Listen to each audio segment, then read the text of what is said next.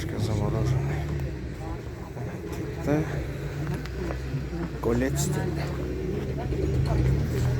Сик 250, Китай. Щука по 150, сельдь 150, ряпушка 200. Караси по 200. Ряпушка малосол. Вот сезон рыбы пошел. Вот ягода замороженная, голубика 350. Морожка есть. А морожка почем? Это не морожка, это облепиха. Облепиха. Сколько стоит? Литр 250. 250, Белый гриб из Витима, да? Да. Белый боровик. Это вот облепиха 250.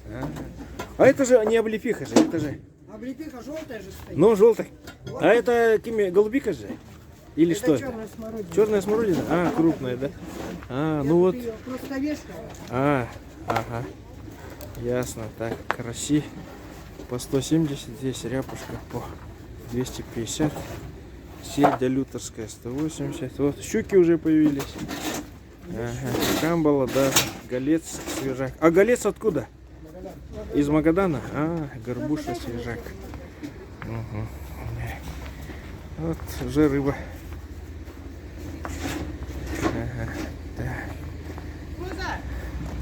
Здорово.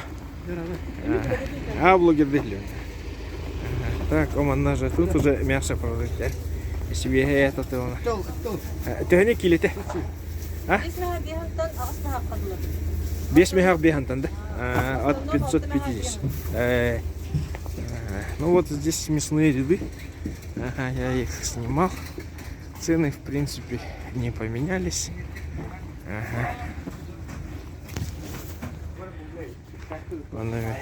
Беган.